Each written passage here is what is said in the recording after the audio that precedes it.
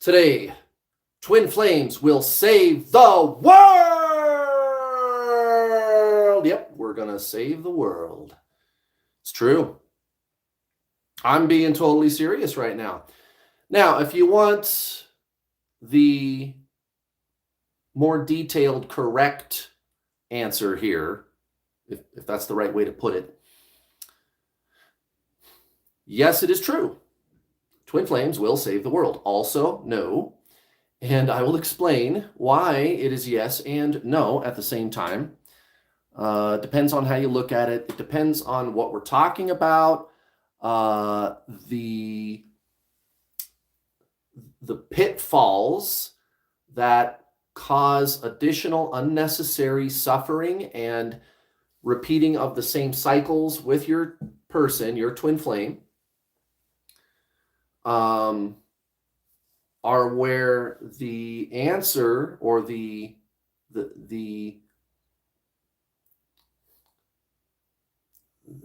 idea that twin flames are here to save the world is a no.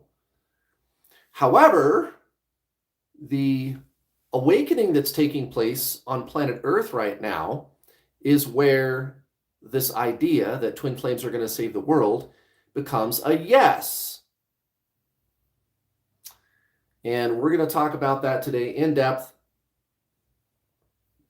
on New World All-Star. Welcome, welcome, everybody. Annie, hello. My trusty moderator. Guys, say hello to Annie. Give her some love. Hit the like button for Annie. Annie, her favorite thing ever in the whole world is likes. She loves that shit. And also, you could put some emojis in the chat box, some little hearts. Everybody, please say hello to Annie and give thanks. She is here on a volunteer basis. Totally on a volunteer basis, and we're very, very grateful. So thank you, Annie, for everything that you're doing. So I'm going to be with you for a couple hours. You're welcome to ask questions. I do have super chats turned on. If you'd like to ask a question, law of attraction, twin flames, how to meditate, dating advice, financial advice, just anything you want to talk, any kind of life's advice. When I look back at my life's path and all of the experiences that I've had in this lifetime, it's become pretty clear to me that all of the hardships that I've suffered through and all of the experiences that I've had, good, bad, and everything in between, were all in service to you. All of them. All of the good, bad experiences, every single one of them. Because I got to tell you guys, for better or for worse, I could give you some pretty damn good advice. I know a lot about a lot of things. And I'm not saying that to brag, but it's just my role in life, my purpose in life. I've had all of these different experiences, and I have this incredible wealth of knowledge. And you can too. You know, I don't think I'm special. And I'm here to share that and to pass that along to you. But I'm here, guys. I'm a gigantic resource. I'm a gigantic resource. And so ask away, ask your questions, anything you want to talk about, anything at all. And if I don't know the answer, I'm just going to tell you. Or maybe I'll point you, towards some resources where you can get some answers. So super chats are on. They are activated.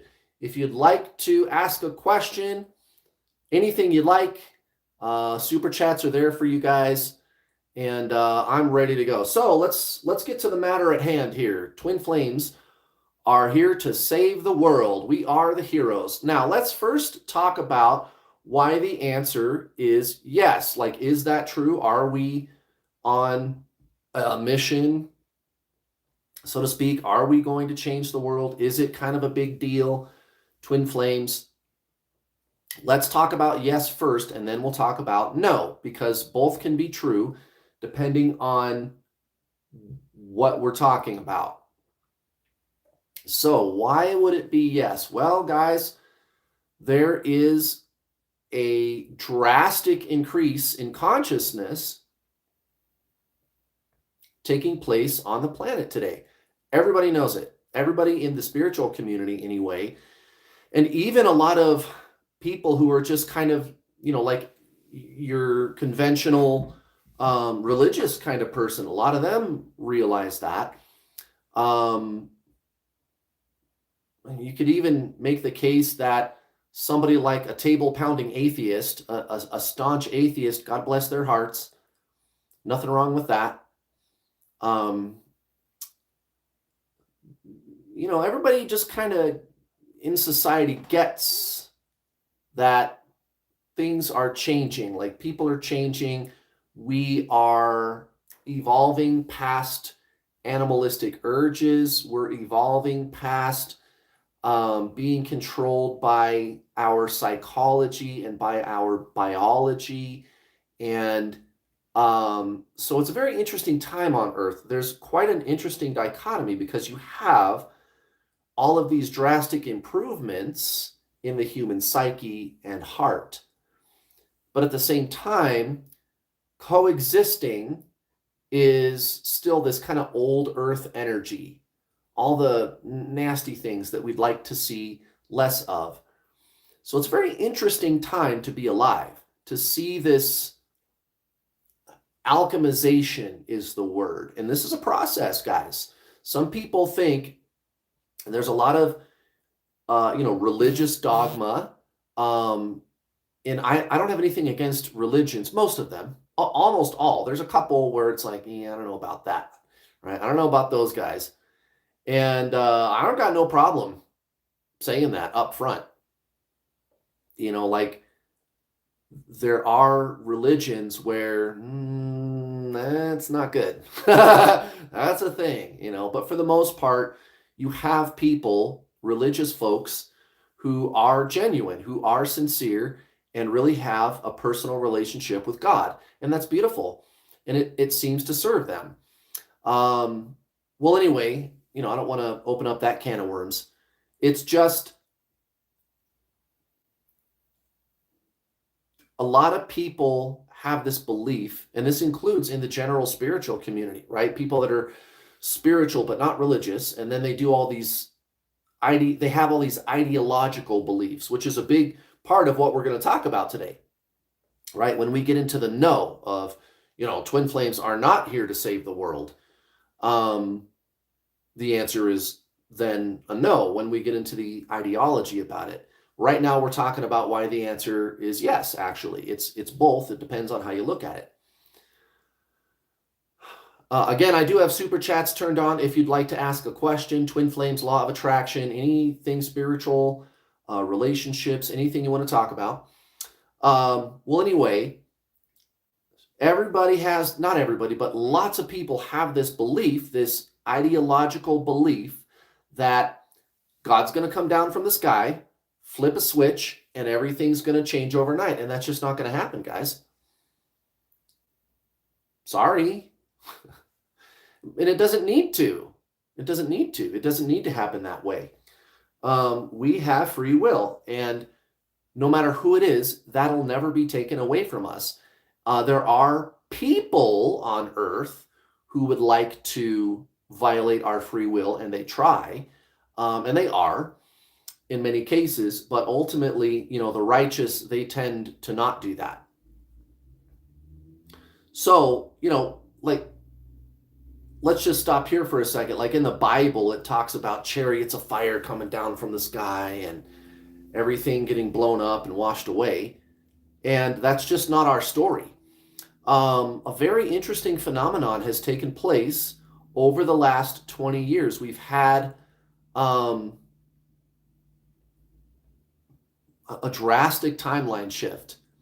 Many of the prophecies of the Bible, Nostradamus, et cetera, have come true. But the further we move forward in time, the more that we're moving away from that timeline. Interesting. Well, and I don't want to open up this can of worms right now, maybe later, but the whole conversation about destiny and meant to be, well, yeah, even that's on the chopping block. Guys, we're creators, okay? And we probably should have nuked ourselves by now. And some people seem to think that we're headed in that direction again. And I completely understand why, with what's going on in, Ukraine right now, for example. The nuclear saber rattling is going on, but that's just not going to happen. And that's good news. You can breathe a sigh of relief. It's not right to engage in nuclear saber rattling. Like, how reckless can you possibly be? And that's what they're doing anyway. But fortunately, that's not going to happen. And actually, what I found out is if they do that, that's when someone will step in. And I don't know what that's going to look like. The missiles freezing in the air and being evaporated and destroyed during a nuclear exchange, maybe. Right?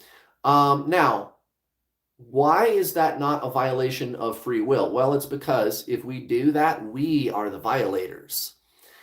If you destroy Earth and everything on it dies, all of us here on Earth leave the physical plane in a big ball of fire, that's going to cause reverberations throughout the cosmos, and that's not going to be allowed to happen.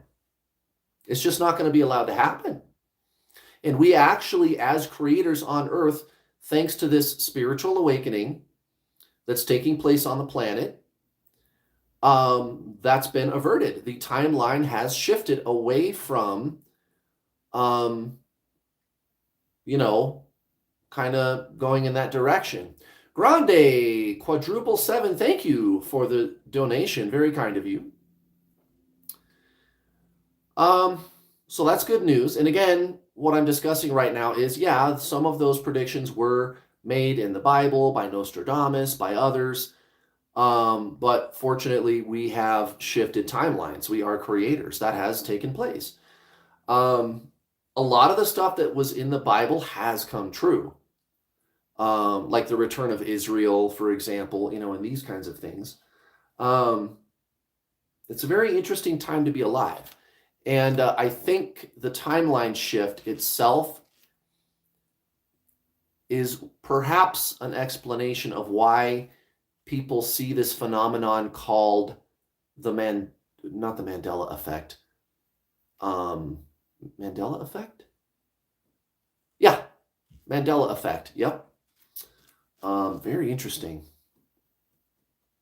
Very, very interesting. Wow. Fascinating time to be alive, you guys. So is it true that twin flames will save the world? Essentially, yes. We are part of this awakening.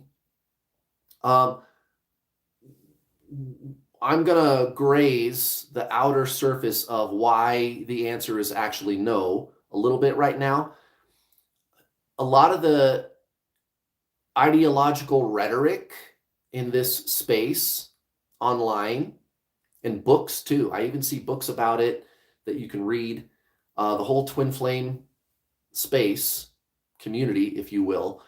One of the big things that I would encourage everybody to do, and this will help you on your twin flame journey, on this awakening that you're undergoing, and it'll make it easier for you to shut down the cycles of running and chasing and your twin flame, rejecting you and these types of things. You'll see less of that if you just turn the rhetoric down, guys. The whole bit about how twin flames is the ultimate, oh my God, and we're the shit and nobody is as good as us, is exactly what people are saying, while saying that they are not saying that. And I'm not saying you guys watching are saying that, but there is a lot of that on the internet. And it's very arrogant. It's very arrogant to what's the word? Inadvertently, by default, by attrition, I'm trying to think of a better word, invalidate other person's spiritual awakening experience. Eckhart Tolle, great example. He did not meet his twin flame. And no, Kim is not his twin flame, his wife. They're soulmates. And it's obvious that they're soulmates. And they have a beautiful connection. Beautiful. His awakening was a forced awakening, just like yours. You meet your twin flame, everything's beautiful, and then like after a month, it's not even that long. It's sometimes longer. Everybody's is a little different, but on average, 4 to 6 weeks, on average, they run your twin flame. They start rejecting you, ghosting you, whatever. And then you crash and burn like never before. Just go watch my video, The 5 True Signs You Met Your Twin Flame. It's on my True Twin Flame Teachings playlist. Just go find that playlist. It's the first video. If you're new here and you haven't seen that video, go check it out. It's definitely different than everybody else's Twin Flame Signs video. It's drastically different. You're going to watch it and you're going to be like, okay, I get it, right? It's a real eye-opener, guys. It's not what everybody says it is. Well, anyway, that dark night of the soul tailspin that you go into is the beginning of your spiritual awakening. I know that may sound crazy to some people, but that's exactly what's happening. The dark night of the soul doesn't last forever. I do answer questions. If you'd like to ask a question, I'd be delighted. I do have super chats turned on. If you'd like to ask a question, I'll be here for, like another hour and a half or so. Well, anyway,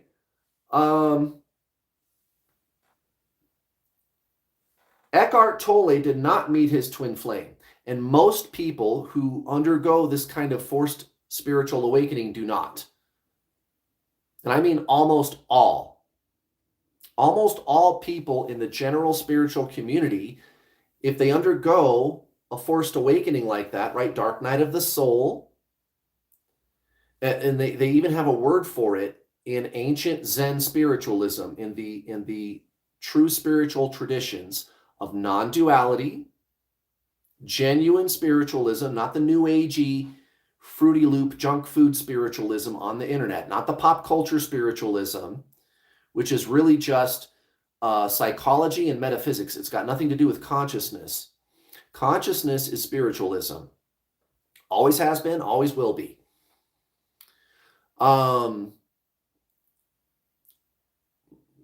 Most people, and I mean almost all of the people in the general spiritual community who undergo that kind of spiritual awakening, they have not met their twin flame. So they have, like Eckhart Tolle, they have some kind of life event, like a terminal illness, perhaps, that they miraculously recover from, or near-death experiences, a death of a loved one, your life circumstances just kind of falling apart. And Eckhart Tolle is no different. He falls into that category, which again is over 90% plus, like 98% of people who have this kind of forced awakening, spiritual awakening, where you undergo an ego death. Again, that's the generally accepted spiritual terminology, ego death.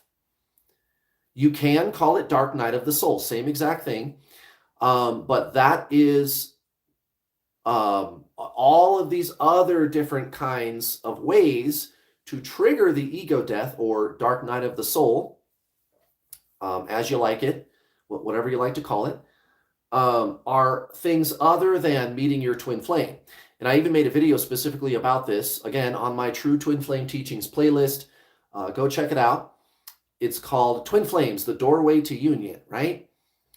So there's many, many different doorways to your spiritual awakening. Twin flames is just one way to do that. One out of hundreds or thousands of different kinds of experiences that can cause the breakdown of the ego, the dark night of the soul, with the sense of meaninglessness. You feel this pull, just always pulling you down. And it's like you're always on the verge of tears. There's this intense thinking going on all the time. You can't eat, you can't sleep, you can't function, right? And we in the twin flame community, so-called twin flame community, are so familiar with that. But did you guys know that happens to all these other people? Eckhart Tolle.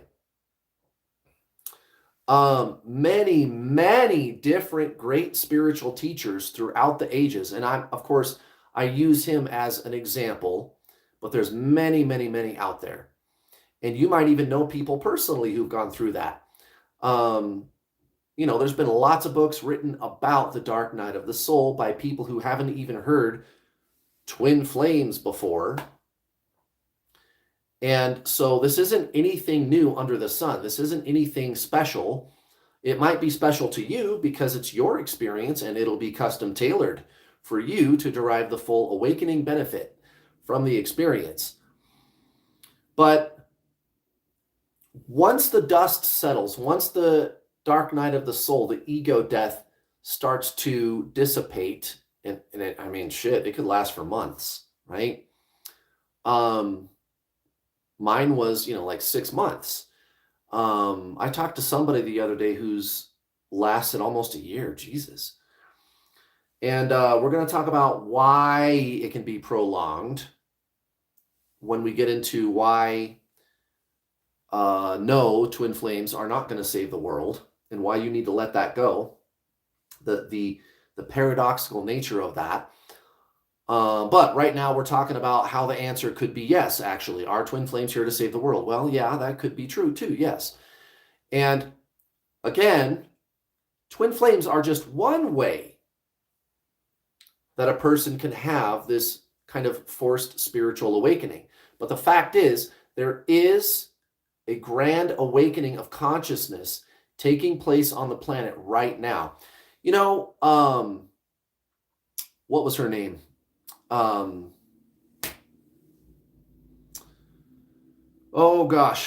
Dolores Cannon. She spoke of the 3 waves.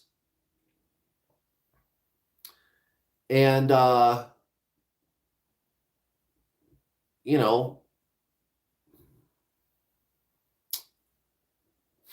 there's a plan, guys. I don't know if you know what I'm talking about, but there's a plan. Your meeting your twin flame, your soul in another body, is just one way to have an awakening. And sometimes I wonder if, I don't know which came first, the chicken or the egg, but sometimes I wonder if the reason so many people are meeting their twin flame now is because of the increase in consciousness and having, just generally speaking, on Earth, a drastic increase in consciousness going on all the time is perhaps causing more people to meet their own soul, which, remember, the soul is consciousness, right? Again, we don't need to reinvent the wheel. We already know what this is: body, mind, soul. It's not mysterious anymore. Maybe it used to be. The soul is consciousness. That's all it is. And one more time, Buddha, Jesus, Hare Krishna, the Dalai Lama, Charlotte Jocko Beck, Michael Singer, Ram Dass, John Kabat-Zinn, Paramahansa Yogananda, Rupert Spira. Did I say Eckhart Tolle again? I could just go on and on and on and on and on and on, naming all of the teachers throughout the ages who have taught the Zen traditions of spiritualism, which is consciousness. So, oh, we don't know what the soul is, and spiritualism is so hard to define, and we have no idea what's going on. Baloney, we know exactly what this is. The soul is consciousness. That's all it is. So body, mind, soul. The mind is mental, emotional, and metaphysical. It works on a system of duality. The soul is consciousness, and it's non-duality. So, a great awakening of consciousness is taking place on the planet, and when you have this drastic increase of consciousness energy, it just seems logical to me that you would have more instances where you meet your other self, your twin, what you guys call twin flame, and it has always been called twin flames. But you guys are just simultaneous incarnations of the same soul, the same vibration of consciousness. And it just seems like when you're embedded in this bath of an increasing consciousness on planet Earth, everybody's waking up. Remember, over 95% of people who are having a forced spiritual awakening experience are not meeting their twin flame. There's many different other ways to have that, but still that energy is present. It's like we're in this vast ocean of consciousness expanding over the last 50, 100 years or whatever. Yeah, it seems kind of logical that you would have more and more people meeting this other incarnation of their soul, their other vibration of consciousness. Or did it happen before that? I don't know the answer. I think it happened after. It doesn't really matter because it is happening. But what we do know for sure is, yeah, it is happening, and it's just drastically exploded in the last 20 some odd years. The number of people meeting their other self, their twin flame, is exploding. Guys, I gotta tell you, I'm busy. And for the last 4.5 years, kind of all I've really done is twin flames. I've started over the last 1 year expanding into the law of attraction. It's just kind of the next logical step. And working with the law of attraction is something that I've always been into. It's always been fascinating. It works really well if you know what you're doing. So whatever we can do to just do our part in this grand spiritual awakening that's taking place on planet Earth. So yes, we are kind of saving the world, and you don't have to do anything. You can do that. We're going to get into that in just a moment when I switch to why the answer actually is no. We're not here to save the world. And when you understand why it is no in the end, it'll make a lot more sense to you, perhaps, why it could be yes, actually. Again, just sitting on your couch and meditating and being, increasing your consciousness, you're dumping this energy out onto the physical plane. You're going to affect all the people around you just by transcending the egoic control structures of the old earth energy. You don't even need to embark on a big flashy mission. You don't need to do that. I suppose you can be in service if you want to. It's easy for people to look at me and go, oh, well, Kurt, you're doing it. Well, sure, but most of my students do not. 6,000 paying twin flame coaching students to date, 6,000 people that have been through my world-class twin flame coaching program, more than anybody else by far. I've caused thousands of unions. And again, how did I do that? By not reinventing the wheel. We already know what the soul is. Your twin flame is your soul. Like I said, I'm busy. Oh my God. But for me personally, I've always wanted to start a business. This is my third or fourth attempt, and I finally found something that's working. I have a service to offer people that they really like. I don't charge rip-off prices. There's people that charge thousands of freaking dollars, and I do not do that. I even have payment plans. You can pay little payments. And so I'm loving it, guys. Again, like I said, you could look at me and go, well, you're on a mission. Yeah, I guess. I mean, I don't, sure, right? And here's the thing. Like, here's why, this is like, just to take a quick tangent, something I learned a long time ago about entrepreneurialism. Focus on helping people and the money will follow. Do not focus on the money. Don't try to make it all about the money. Make it about the people that you're helping, and they'll just want to pay you.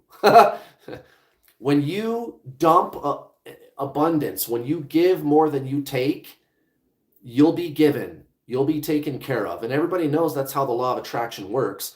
So that's really what I've always focused on. I've always tried to give more than I take. And I think I do a good job of it. These live streams, and I do answer questions. I ask for a super chat if you would like your question answered. Yes, it's true. But on the other hand, you could sit here and watch this live stream long enough and you're going to probably get the answer, perhaps. Or just keep watching my videos and having experiences, and you'll figure it out on your own. I've got so much free content on my YouTube channel. Every time I do one of these live streams, I lose a couple of subscribers, usually like one or two, or break even. It's not like my other videos where I'll gain anywhere from 15 to 60 subscribers per video, right? It's usually like -1 or -2. I don't know why, but that's fine. It's not a problem. But still, I do them. Why? I don't know, because I want to help. I want to help people. And so again, am I on a mission? I suppose. I'm just doing what I like doing. I don't feel like, I got to do it. The problem with the whole mission thing, you guys, twin flame mission, is there's a lot of peer pressure from the so-called twin flame community. And if you don't figure out what your mission is, you're a failure and your twin flame's never going to come back. And then people are put in the awkward predicament of having to find something to do, doing, actions. And I'm over here going, well, wait, this is about consciousness. The soul is consciousness. Actions are fine, but that is the body and the mind. And if you increase your consciousness, you may find a pull to take certain actions. But most of my students, again, I've coached more than anybody else. You know what they always end up doing? Not always, but most of them. And I mean almost, I don't know the exact number, but if I had to make an educated guess, I'd say somewhere between 85 and 90%. They just want to live out their lives, dude. They're not on a big flashy mission to save the world. I'm just doing what I'm doing because I like it. I've always wanted to do something like this. And if you look at the experiences that God has taken me throughout my life, it's indisputable that I was set up for this. I've been trained and groomed to do this job, guys. Everything that I've done has prepared me for this. I had no idea that I'd end up the world's leading twin flame coach. Like, what kind of a job title is that? And I'm honored. And I'm having a good time doing it too, by the way. I really am. And sometimes it's tough. And when I got to get tough, I get tough. And other times it's easy and it's great. But again, this is about consciousness. So for everybody else, you sit on your couch and meditate. You just go out in public and you're going to the grocery store, you're going to the post office, you're going to work, to your job. you go to the gym, you go whatever, wherever you're going, your family, your friends, just everybody that you come into contact with, they can tell you're different. And most people want what you have. There's this innate pull that people have. They just know you're different, and they just you'll feel it like they want something from you. And it's not usually a bad thing. But if just a word of advice, if you give too much, if you don't learn how to have like decent boundaries around that, you may find that people can really drain you. And like for me, it's really true. I that's why I have people helping me. I have employees, and I've set boundaries. I don't give out my email address, and some people, they find that very frustrating. And well, I'm sorry about that, but I kind of have to do that. I'm just one person, and that's just the way it is. I used to, man, I used to get hundreds of emails a day, and it's down to about 20 or 30, and my employees answer the emails for me. They take care of it for me. And I think the reason why I got so many emails in the past is because I would answer emails, every single one of them. I would answer coaching questions in the email, and I did it for free because I wanted to. I wanted to help people. I wanted the person to feel better. I wanted to help end their suffering. It's very difficult to see somebody suffer and know that you know the answer.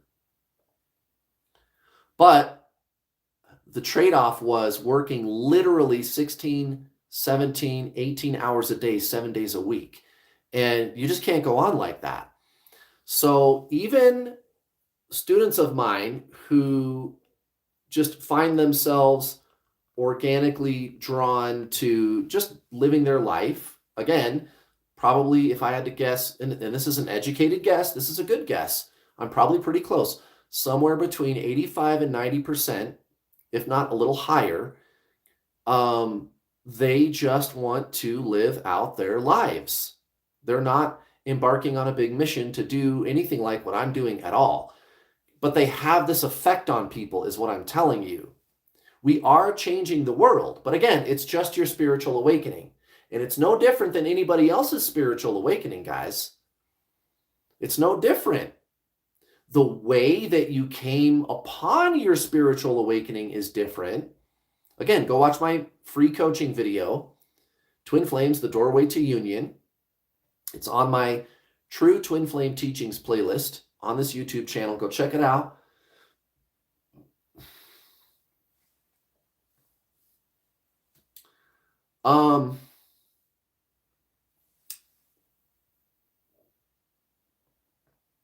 So, and that's all you really need to do is just show up. You just need to be here existing. And remember, one more time, action is fine, but truly spiritualism is not action. It's not doing. It's being. It's something other than what the mind can comprehend. And we're just dumping this energy of consciousness out onto the 3D plane. And it's beautiful and it's working. The planet is changing. Things are improving all the time. It's wonderful to see. And it's exciting to be a part of this. And there's another side to this too. This where the answer to the question, are we here to save the world, Twin Flames, where the answer could be yes. And from another light, from another perspective, it could be no. And we're going to talk about that. But right now we're concentrating on yes. And it's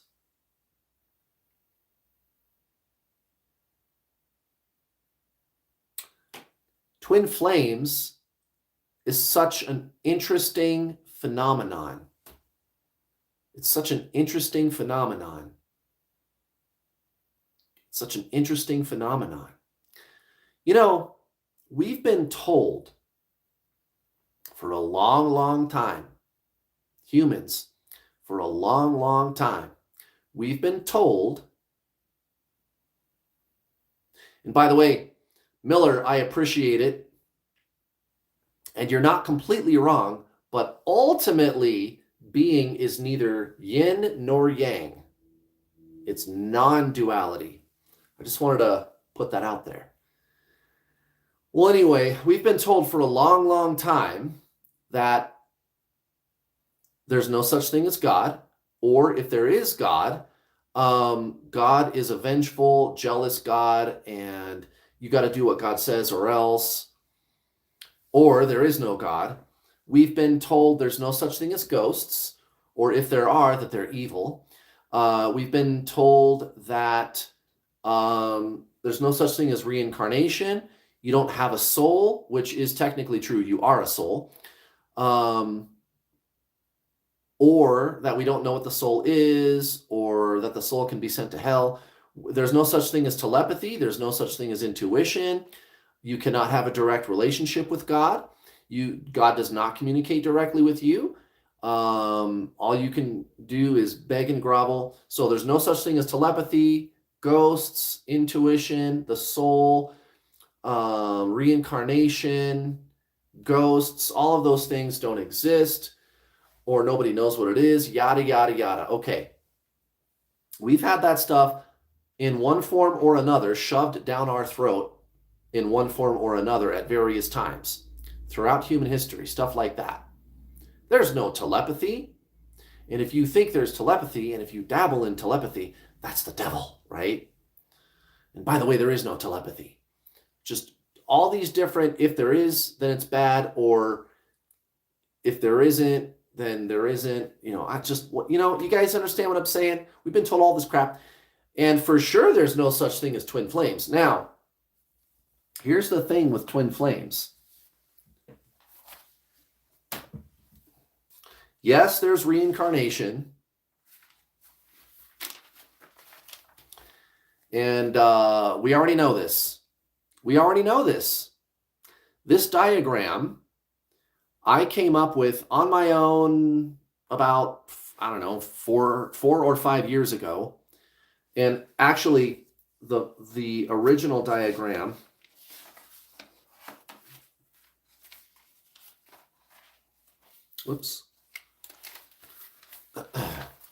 was this one. And it was kind of a big breakthrough for me because I was trying to explain what are twin flames, right? And this just seemed so obvious to me based on what we know about physics and how the universe functions. And I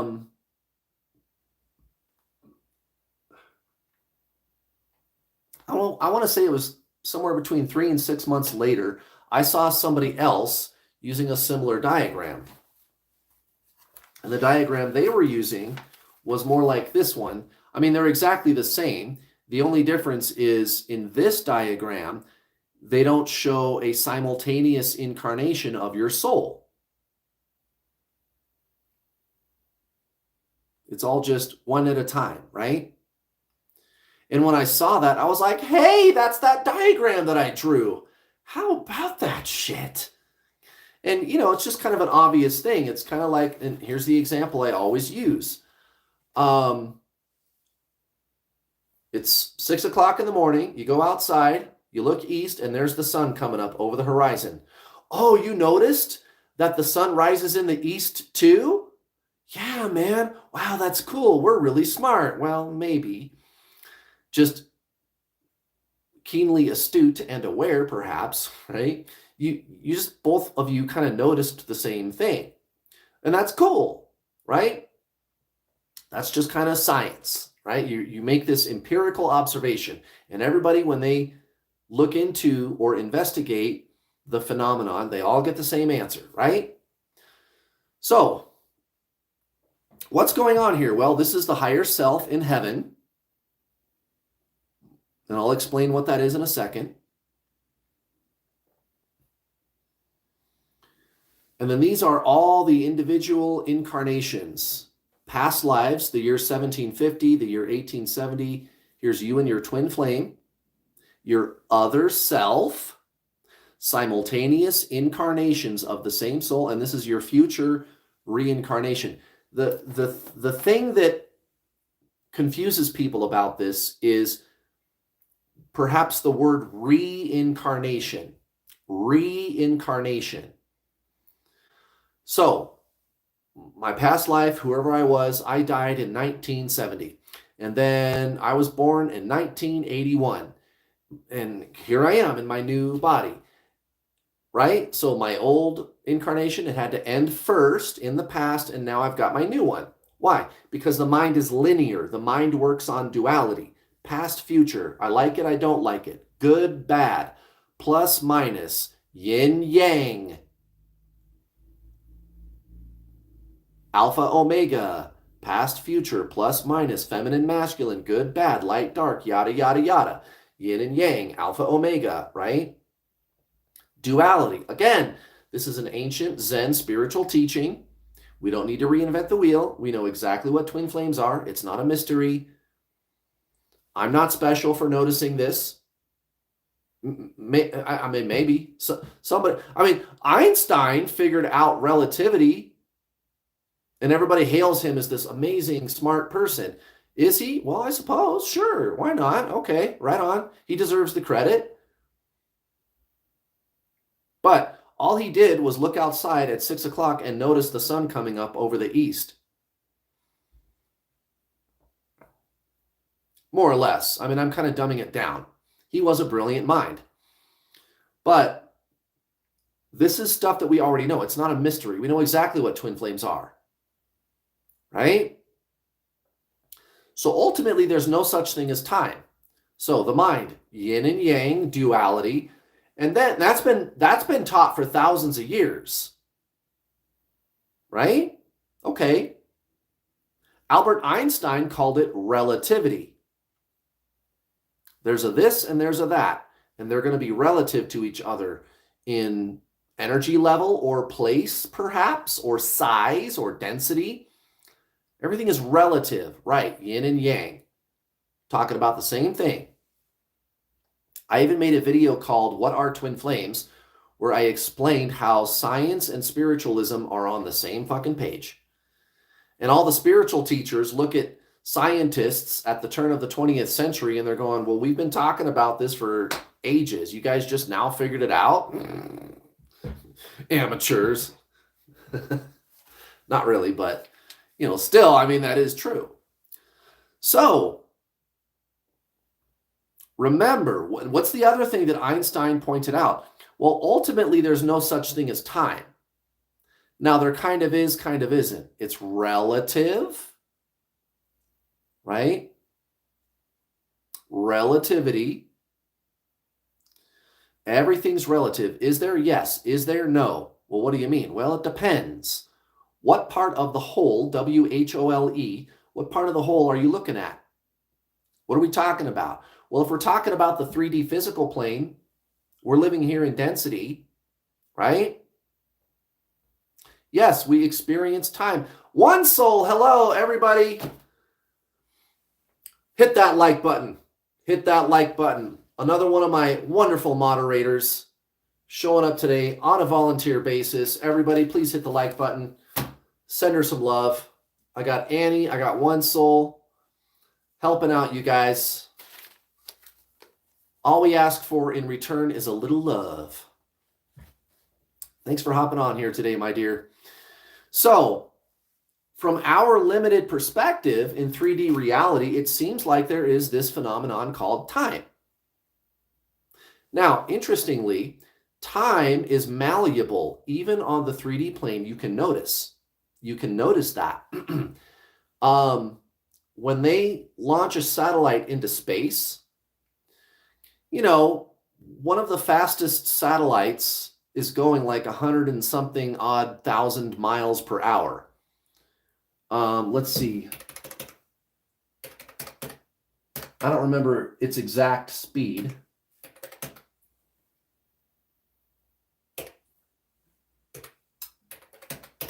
But let's just say it's 120,000 miles per hour that the satellite, the spacecraft, is traveling. That's about 33 miles per second. That is freaking nuts. Wow. So, check this out. Satellites, even just satellites orbiting the Earth, they're still going 17,500 miles per hour. That's about 5 miles a second. Spacecraft are traveling so fast that there's a difference in time. When you have the rocket sitting on the ground, ready to launch the satellite into space, it's got an onboard computer with a clock, and then you have the ground-based computer with its own clock. And the two clocks, the one on the ground and the one on the spacecraft, are going at different rates of speed. This is a true story. I've even had NASA engineers explain this to me, that they do this. So the clock on the satellite is going just a little bit faster. Faster or slower?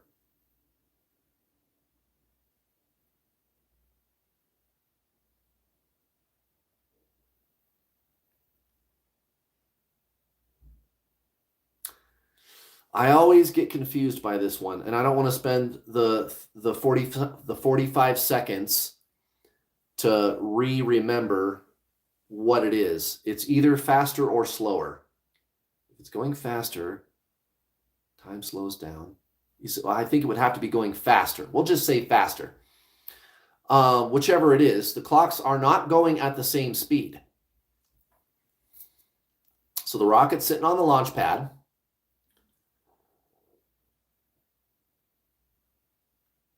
Yeah, because time would slow down. Or no, time would speed up. Right. Time would speed up if you go faster. Right. So the clock would have to be going slower. Yep. Well, anyway. So the clocks are going at different rates of speed, and they have to coordinate. That's one of the reasons why you have a launch window, because of the computer clocks. They don't match. So you've got to launch the rocket at the exact correct time. And when you do, it goes up into space. Now, once the spacecraft reaches its full operating speed, the clocks match. Listen to that again. On the ground,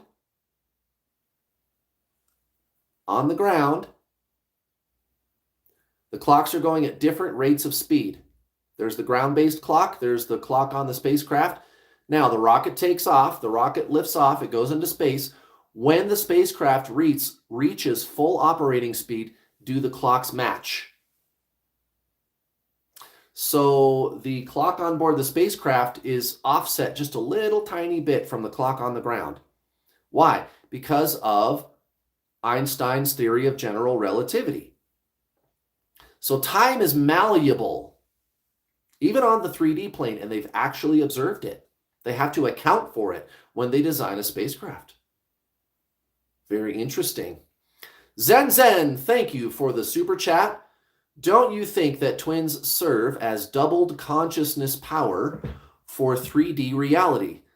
Since it is the same soul, the other half is also impacting people around them all over the planet. Perhaps. Perhaps.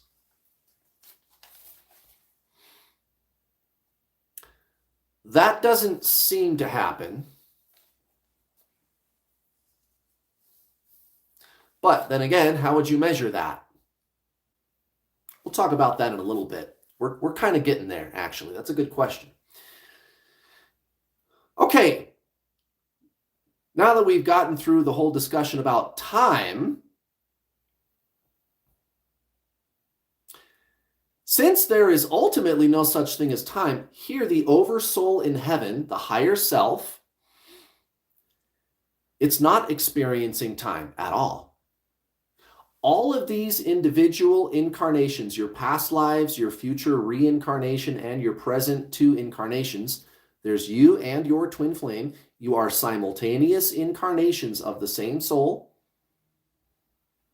The higher self in heaven, and I'll even explain what that is in a second, it is experiencing all of these all at once, all at the same time. The higher self in heaven. That's why people get deja vu, for example. Yes, the twin flames have the same higher self. If you, let's say you knew who you were in your previous life, back here in the year 1870, and there's people that have memories of past lives and stuff. There's even a story about a young boy who kept having, he was like 3, barely old enough to talk, and he was regaling to his parents specific names of family members and places he lived and things he did. He died in a plane crash. He's in the Japanese Air Force in World War II, and they found the guy, and all the names of the family members matched and everything. They found records of the guy. All the names matched that the little boy was spouting off. Right? So let's say you had something like that. You knew who you were back here in the year 1870. And you also had a time machine. So you could physically go back to 1870. How about that? So even if you don't talk to the person, and the person, it could have been anybody, right? Kathy John, hello, good to see you, my friend. So how many past lives have you lived? How many incarnations have you lived? Who knows, man? Thousands? Tens of thousands?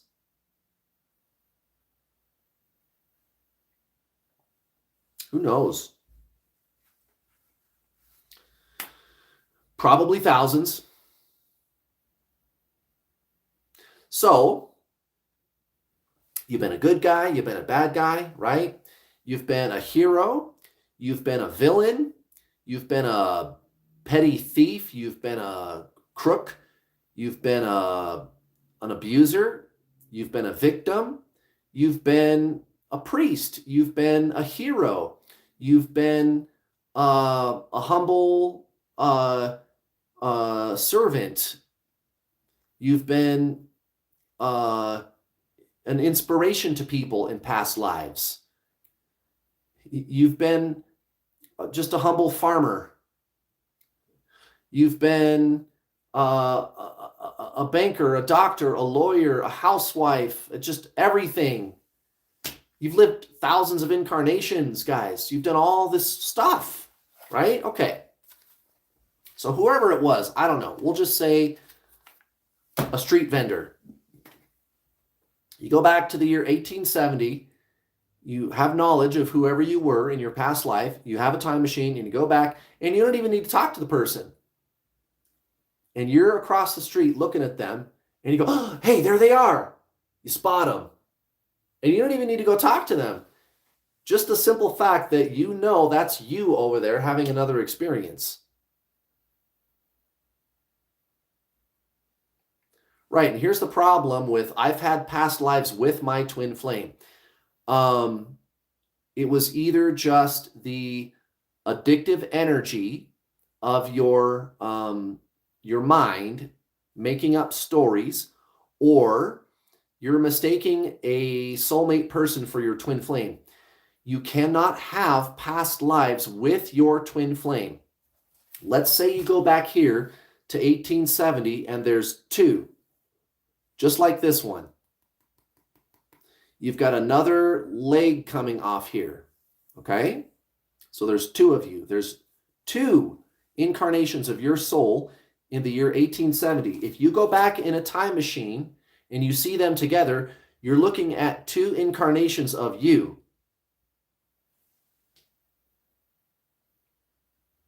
And again, this is proven science. We just talked about that. Also, this very diagram, people have been knowing about this for thousands of years.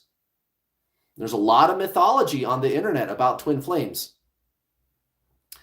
Beyond Sense, thank you very much. Very kind of you. Very kind of you. And the mythology of twin flames, which we're kind of getting into now, we're at the 1 hour mark. The twin flame mythology about, I got to clear my past life karma with my twin flame. I had a past life with my twin flame. It feeds the ego's addiction, which is why your twin flame is running. All of the twin flame mythology is what causes the running and the chasing and all of the back and forth and the repeating the same tired old cycles with your twin flame. When you start to look at this empirically, scientifically, it really clears things up. It really clears things up. All you would be doing if you had a time machine and knowledge of your previous incarnations, you would be looking at 2 incarnations of you. And the same is true today. You are interacting with you, and this answers all kinds of questions. Again, we've been told again and again and again and again, there's no such thing as telepathy. Nobody knows what happens to you when you die. There's no God. There's no blah, blah, blah. There's no this. There's no that. All nonsense. All BS. We know exactly what this is. We know exactly what telepathy is. There have been a ton. And Beyond Sense, I'll answer your question in just a moment. Thank you for the super chat. There is an overwhelming amount of evidence about the power of prayer, about telepathy. You look at the system, the establishment, right? The controlled corporate press. I'm going to say that again. The controlled corporate press. The government-run news media. That's a conspiracy theory. No, it is not. It's a conspiracy. I'm talking about in westernized countries, the United States, Canada, Europe. It's run by the corporations. The corporations run the government. It's not a conspiracy theory. Everybody knows it's true now. Even the most run-of-the-mill person who's plugged into the matrix knows that. It's not a conspiracy theory anymore. It's a conspiracy. The system, from every angle, television, social media, books, literature, magazines, the word on the street,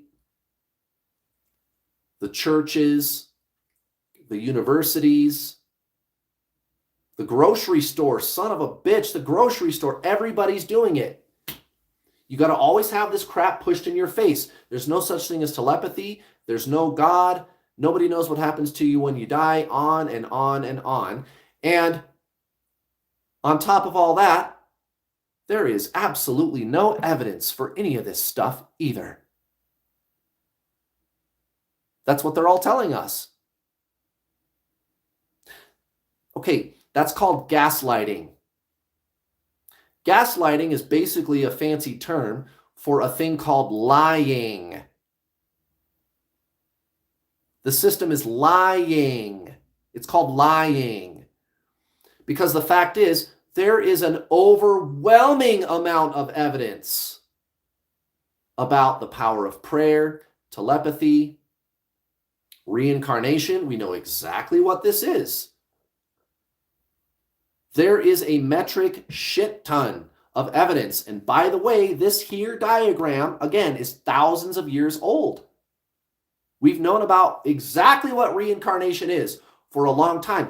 And when you understand physics enough, and I'm not a physicist, you could say that I'm an armchair physicist. I'm an amateur, and I can be wrong a lot because it can be a very sophisticated topic, but I'm right a lot more than I'm wrong. Why? Because I take the time to learn. I sat last night watching a physicist be interviewed for 2 hours, and I just love learning about that shit. That's what I do in my spare time. And you can too. I'm not special. And let me tell you something. This diagram, which again has been a part of the ancient spiritual traditions, thousands of years, right? Never mind the twin flame part. Just the regular, the ordinary diagram is perfectly in alignment with the laws of physics. How about that shit? We don't need to make this stuff up. We don't need twin flame mission and twin flame healing, and I got to clear my past life karma with my twin flame. With my twin flame, with your twin flame, you are them. You're not the personality. You're not the body. You're not the mind. You're formless. You are pure essence, consciousness. Lothar Schaefer referred to consciousness as an unexplainable cosmic force. And he's not a charlatan. He's kind of a big deal. You know, he's like the head of a big university department or something. We're talking, and not just him, there's lots and lots of physicists that have big time status in the scientific community, Nobel Prize laureates, right? Probably about half of the physics community knows about this stuff, knows that consciousness is fundamental. The whole universe came from consciousness, and they know it. Meanwhile, again, the system is lying to you and telling you there's no evidence and there's a consensus, and 100% of scientists agree. And it's not even true. It's not true. So, we know exactly what this is. The soul in heaven, again, it's beyond time. There is no such thing as time. Ultimately, at the higher dimensions, and by the way, that's exactly what Einstein figured out. If you go up dimensionally, and then this is where there seems to be a convergence between quantum physics and relativity. The higher you go dimensionally, the less meaning time has, the less that there's a barrier there. And that's exactly what spiritual teachers have been saying about reincarnation for thousands of years. The oversoul in heaven, the higher self, does not experience time. All of your individual incarnations are happening all at the same time from the perspective of your higher self in heaven. Now, what is heaven? Well, you could call it the Higgs field. You could call it the energy part of the universe, dark energy, dark matter, of the vacuum, the field. It used to be called the ether, but you're not allowed to say that word anymore.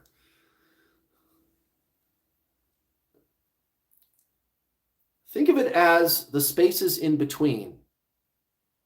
And let's face it, the overwhelming majority of the cosmos appears to be empty space. Appears to be? Right. It's actually teeming with energy. They call it vacuum energy. It's matter, antimatter phasing in and out of reality. It's a field, but it's so tenuous we can barely detect it with our most finely tuned instruments. The Large Hadron Super Collider, it's in partially in Switzerland and most of it's in France, and then it kind of dips into Switzerland a little bit. The Large Hadron Super Collider has detected the Higgs field. So guys, we don't need the twin flame fantasy fairy tale junk food spiritualism on the internet, the new agey stuff about twin flames, which usually sounds a lot like soulmates. It sounds suspiciously like soulmates. And guys, I'm not saying I'm better than anybody else. I'm not putting anybody down. I know everybody's just trying to figure out what's going on and how this all works. Okay? Let's just get that out of the way. But guys, it's not a mystery, and it doesn't need to be. The worst thing you could do is go, oh, we don't know the answers. Or to buy into the New World Order, the elite, the guys that go to Davos and Bohemian Grove and Bilderberg, which is not a conspiracy theory. The CIA invented the term conspiracy theory. They've been busted in Congress as of about 3-4 weeks ago. Telling Twitter what to do, the CIA. Telling Twitter what to do, the NSA. Telling Twitter what to do. That's a conspiracy theory. Nope, it's been proven in Congress during congressional hearings. You get out of the double think. The system is telling you that there's no evidence for any of this stuff. Really, then why is there a whole bunch of evidence? There's an overwhelming amount of evidence for telepathy, the power of prayer, reincarnation. There's a shitload. And by the way, you don't need to believe that we don't know how it works either. You don't need to believe that we don't know how it works. You don't need to believe that. We know exactly how it works. And physics is even validating things that spiritual teachers have been talking about for thousands of years. We know exactly what this is, guys. We know exactly what this is. And there's a bunch of evidence. And here's the cool thing. Here's where I was going with this. Now that I kind of got through the sciencey part of what twin flames are, it's you in another body. And again, this answers a whole bunch of questions. It answers a whole bunch of questions. There's no mystery anymore. Now, you could call source true non-duality. You could call that the great mystery. And there's a legitimate reason why it would be called that, because of the nature of what that is. You necessarily cannot understand it mentally, conceptually. But that's another conversation for another day. Other than that, we can explain exactly what this stuff is. We know exactly how this works. And twin flames, again, are we going to save the world? Well, maybe. Again, I just talked about the Great Awakening that's taking place. I talked about how we kind of need to turn down the rhetoric, and we're going to talk about that next. But you're just part of a greater awakening. Twin flames aren't really special. It's just one way to awaken spiritually. Now, where you could say twin flames are special is perhaps the science component. And guys, I'm going to be rolling out some very interesting projects this year.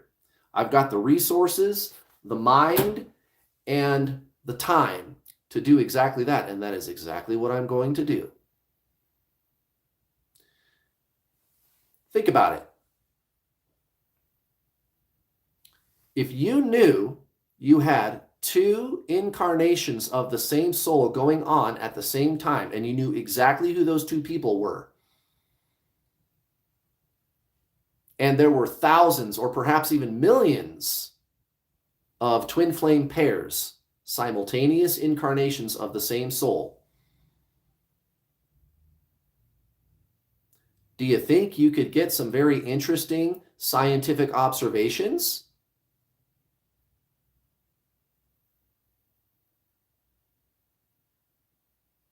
Yeah, some very, very interesting scientific observations. Again, the whole idea that nobody knows what twin flames are, and twin flames can be whatever I want it to be. Well, I decided that twin flames are this. Well, good for you. You cannot decide that the sun rises in the north. It rises in the east. And if you say, well, I disagree, it doesn't change anything. And I'm not sorry for saying it.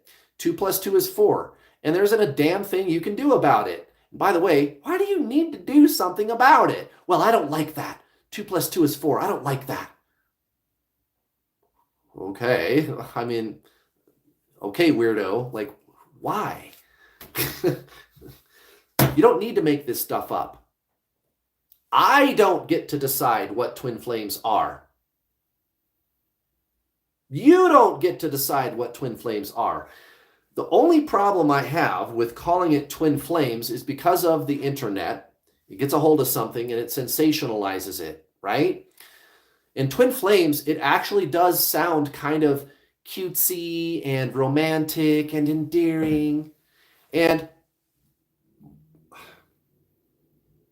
it's not very hard to figure out why people view it that way, right? But kind of the fad culture of twin flames.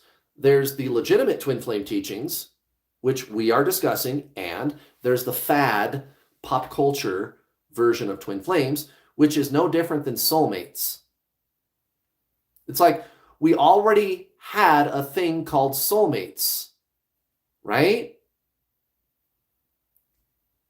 Well, yeah, but this is a really good, amazing connection with somebody. Yeah. What's the difference between a soulmate and a twin flame? Well, a twin flame is just, they're really super special. That was already called soulmates. Somebody who's really super special.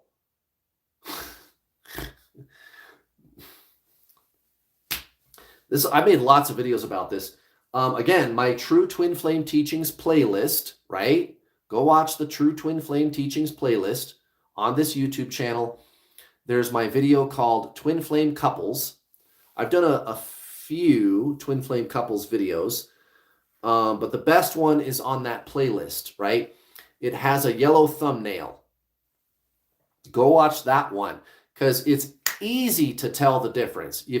If you see a couple of people who say that they are twin flames, you can tell whether they really are or not, and it's easy to tell, guys. And again, to call it twin flames is a double-edged sword because, first of all, it's always been called twin flames. One soul in two bodies. It's always been called twin flames. That is the correct term. However, again, twin flames sounds cutesy and romantic and endearing. And when the internet gets a hold of something, it sensationalizes it, right? But guys, that's all it is. It's you having another experience in another body over there. And again, this answers all kinds of questions. For example, well, Kurt, if they're my soul, why are they being such an asshole? Well, first of all, maybe they're just running. Maybe they're just ignoring you.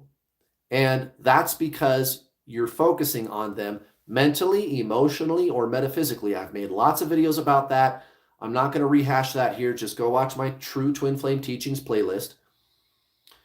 But also, again, how many past lives have you lived?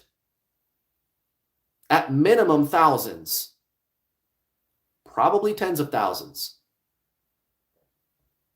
Were you always a perfect little angel? No. The soul just comes down here to have experiences. It just likes that. It just likes that, you guys.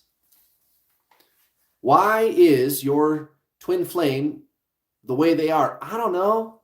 Why were you a bank robber in a past life? Why were you a rapist in a past life? I was not. How do you know that? You've lived like 30,000 lives.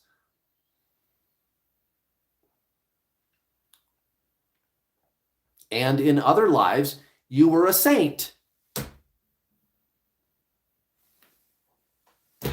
I don't know, man. The soul just likes experiences. That's how it's the higher self in heaven, again, which is beyond time. And again, heaven, the energy part of the universe, it's these teachings. It turns out the more that physics uncovers about how the universe works, the more these things make sense now. And we've known about this diagram for thousands of years. The soul in the energy part of the universe, the higher self in heaven, the energy part of the universe, all of these individual incarnations are happening all at the same time from its perspective. That's why there's deja vu. You feel like I've done this before. Why? Because you have. From this higher self's perspective, it's pinging you. It's pinging you, right? You know, when you ping somebody, like on your cell phone, you text your friend and you just go, hey, you're pinging them. Hey, what's up? Right? Your soul, it's going, hey. That's all deja vu is, guys. And that explains intuition as well. So that's the deal. Twin flames. Are we going to save the world? Well, you could say yes. We're part of a greater awakening. It's a very small niche. But it's also, I think, a very important one because we can make some really cool scientific observations, I think. Again, when you have two known incarnations of the same soul going on, I would think you could make all kinds of cool scientific observations. And there's literally millions of twin flames, or I should say known twin flame couples, you could say, on Earth today. Very, very interesting. Now, I'm going to take a quick break, 5 minutes. I just need to go to the bathroom. I'm going to get my protein shake. You guys, you can too. If you want to go hit the bathroom real quick, take a quick break, go grab something to eat. And hey, these are some cool emojis that they got here. Look at that. Right on. I'm going to do that one. That's cool, man.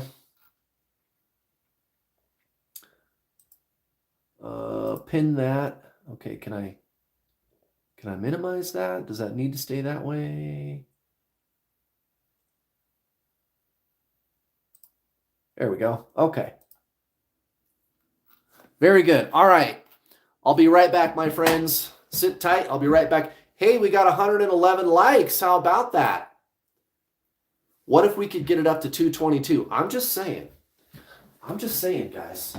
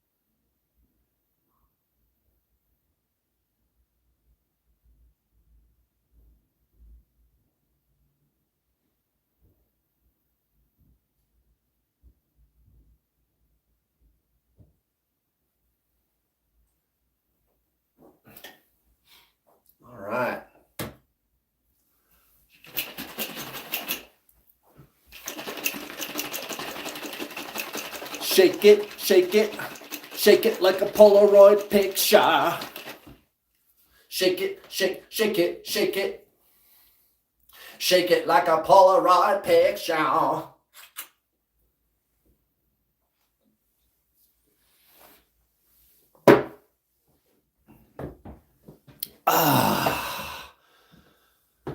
Greetings. All right.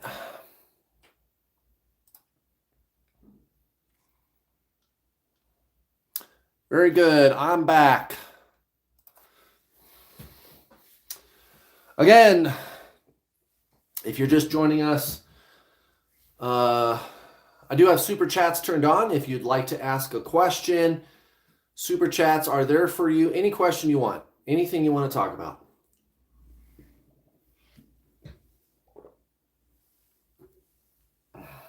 Also,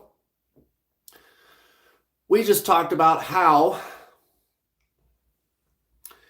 will twin flames save the world? Could be yes, depending on how you look at it. Now we're going to talk about why it's no. Because here's the thing. If you buy into the twin flame mythology, the pop culture, junk food, spiritualism on the internet, the new age stuff, which is an ideology, it's a belief system. And I'm not saying belief systems are bad, but that's not spiritual. And I'll explain exactly why that is not spiritual. There is a specific, easy to understand, clear reason why that's not spiritual. Not saying it's bad, but it's not technically spiritual. Okay, if you buy into that stuff, guys, the whole pop culture, twin flame mania on the internet, your twin flame is going to run harder. And you're going to go through the same damn cycles with them. So why is a belief system intrinsically not spiritual? I'm not talking about making empirical observations. This is an empirical observation. It's not a belief. Like, oh, the sun rises in the east. Well, I don't believe that. So what? Well, you cannot believe that. You're free to do whatever you want, but that's weird. Okay, dude. So maybe sometimes belief systems are bad. I don't know. Well, anyway, spiritualism is consciousness. That's it. I just revealed the ultimate secret. Spiritualism is not how you look, how you act, how you dress. I've had people throw rocks at me before in the past because I'll pull punches sometimes when I need to, guys. I've got no problem calling out somebody's bullshit. And I'm going to call it bullshit. And I'm going to do it in front of everybody. Wow, Kurt, that's not spiritual. It doesn't matter. I mean, it has nothing to do with it. That's non sequitur. You know what non sequitur is?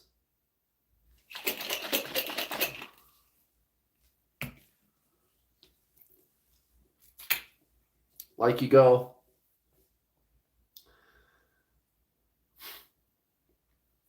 hey, no, not literal rocks. Verbal rocks. Non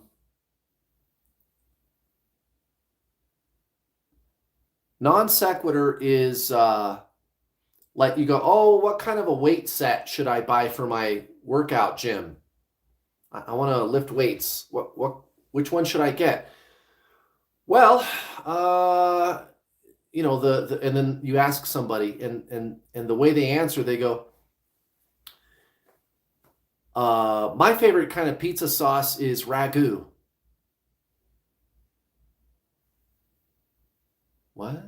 It has nothing to do with it, right? Spiritualism is awareness, consciousness. Spirit is consciousness. Consciousness, awareness, attention, focus, being, experiencing, pure sense.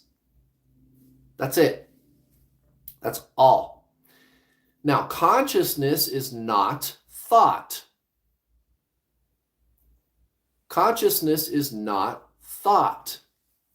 Consciousness is not thought. It's pure non-duality, and it cannot be defined. To even call it consciousness is in error because you're placing it there. You're saying something exists. And technically, consciousness is neither existing nor not existing. It's neither of those.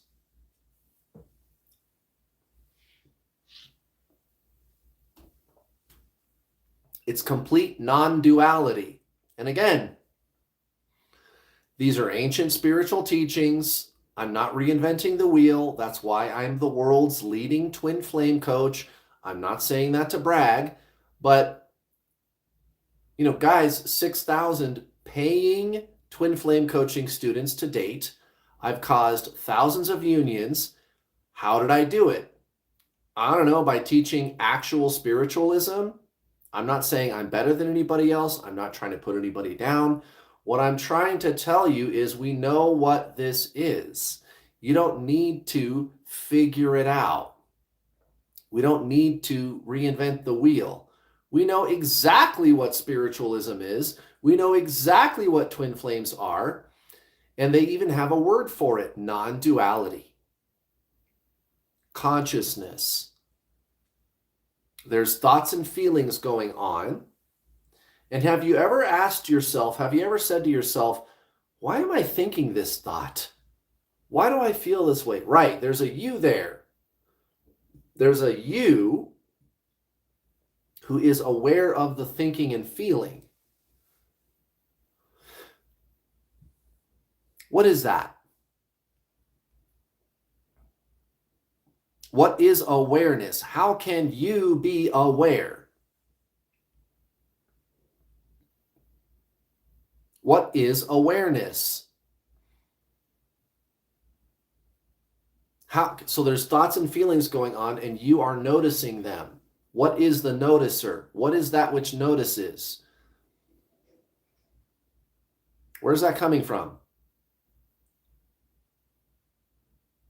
And the only answer that seems to make sense is, well, I guess that's me. Like what are you beyond the body? Now, everybody here is going to say the soul, right? But what is that?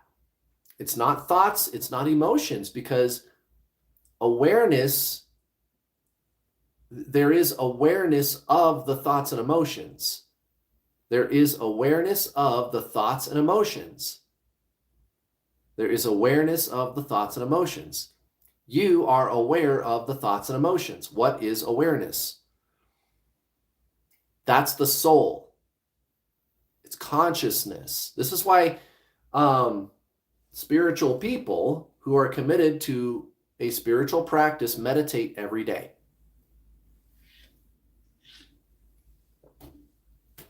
Because during meditation, you kind of slow your energy down,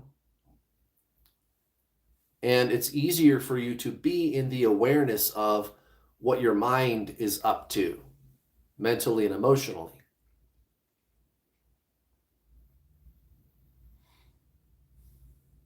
Right? The soul, consciousness, awareness, focus, attention, being, all different words to explain the same thing.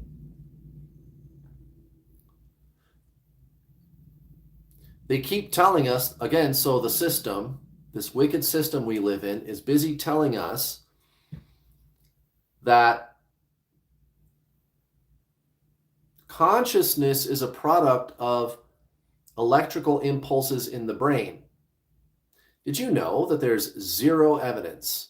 And many neuroscientists have stopped looking in the brain for consciousness. A lot of them have given up. Did they tell you that on TV? And by the way, if I said that on TV, they're going to go, that's not true, which again is called lying, gaslighting. They're lying to you. If anything, what brain scientists have uncovered, much to their dismay, at least some of them, to their dismay, the deeper they dig for consciousness in the brain, the more that it's starting to look like it's coming from someplace other than the brain or the body at all. And here comes Mr. Poindexter, science guy or psychologist going, that's not true, blah, blah, blah. Yes, it is. Look, just because you drank the Kool-Aid doesn't mean I'm going to. There is zero evidence that consciousness is a product of the brain or the body. And again, the evidence is pointing to consciousness exists in the cosmos independently.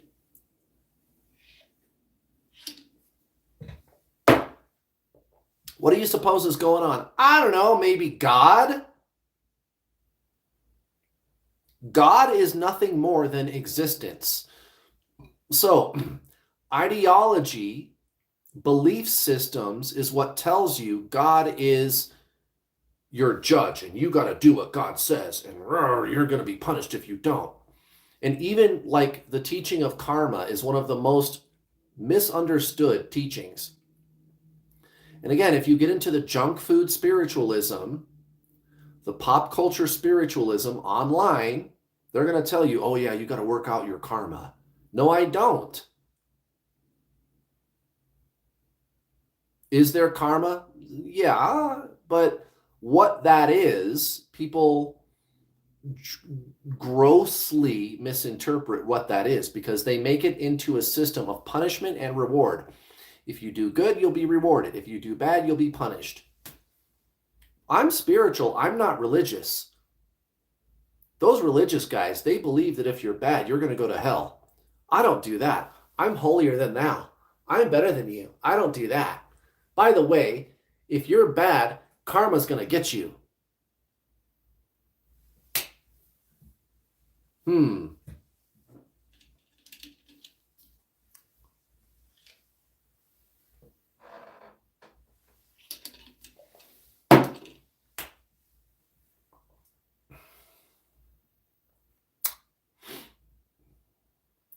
There is a thing called cause and effect.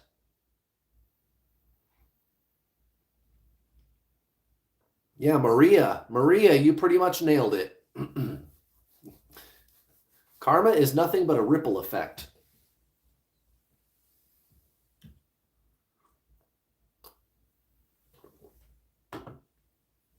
Well, anyway, guys, that's spiritualism. Spiritualism is not appearances. It's not action. It's not your personality. It's not your beliefs. It's consciousness. And God is just existence. And there is consciousness that runs throughout the universe. Consciousness is not thought. It's not a belief. It's not, you have to do this, don't do that, blah, blah, blah. Just cut out all the stupid dogma, okay? And you can start today with your twin flame. Mission, healing, the 144,000 twin flames. Let's talk about that for a second. Everybody says they're the 144,000. Everybody says they are. Catholics, Jehovah's Witnesses, Lutherans, you know, I don't know, just every single religion or belief system. So twin flames, and they're going to go, you know, here we go. I'm going to piss people off, and I don't care. Nobody knows who the 144,000 is. And by the way, my theory about the 144,000 is it's just a metaphor.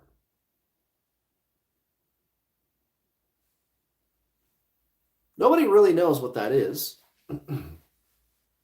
It's one of those mysteries in the Bible. Sorry to deflate your ego. Guys, if you make a big belief system out of twin flames, if you buy into the twin flame mythology, you're just going to go through the same fucking cycles. All you're doing is creating a spiritual ego for yourself. It's a spiritual ego. You know who talks about spiritual egos? Rupert Spira, Eckhart Tolle, Michael Singer, Mark Manson, Kurt Johnson, Buddha. You're creating an identity. I am spiritual, and so I am special. You're not special. I've had several students, 6,000 that have come through my paid coaching program for Twin Flames, make up all kinds of crazy stories about why they're special. And these always are the most stubborn students. We've had a few who've come through and said, I'm the masculine twin. No, you're not. Yeah, but I was the runner in the beginning. Yeah, so was I. And then soul recognition happened and everything broke down. And now my twin flame is ignoring me, right? And I mean, that was a long time ago. I rose beyond separation consciousness, and now my twin flame is permanently in my life. And I've got a lot of students that are with their twin, right? But you got to get out of those dogmatic belief systems. Very often, before soul recognition takes place, the so-called masculine twin pursues you a little bit, or even for a long time. Happens all the time. But people make up these elaborate stories to justify staying in the twin flame addiction. They create a spiritual ego. I am a twin flame, and I am so honored to be a part of this important community, and I want everybody to know that I'm a special twin flame. Twin flames are special, and I'm a special twin flame, so I'm doubly special. The ego likes to think that it's special. It loves that shit. I'm just saying. Everybody knows it's true. You got twin flames, which already is special, and we just talked about how it's not. It's actually a very tiny little niche. And the only reason twin flames are growing in numbers is probably because of the general spiritual awakening that's taking place on Earth. Now, why twin flames could be special, perhaps, is the very fascinating scientific information that we could glean from it. That's fucking cool. So it depends on how you look at it. But if you start making it special, you're going to go through the same fucking cycles of suffering. You don't have to listen to me. You can throw rocks at me all you want. Call me names. Oh, that Kurt, he's really arrogant. Okay. You don't have to listen. I don't care. This isn't a cult. You do whatever you want.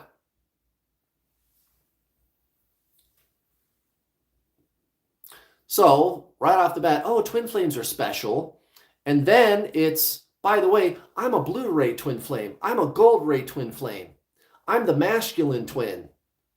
I'm a purple ray twin flame. Oh yeah? Well, I'm a gold plus twin flame. I'm a gold ray with a silver lining and diamonds all over it twin flame. I'm really special. creating a spiritual ego. And guess what? That's why your twin flame runs. That's why they run. You're staying mind identified, and you're creating all of these stories to feed your addiction. You're addicted to the person. Essentially, at the onset of this journey, if that's the right word, with your person, twin flame,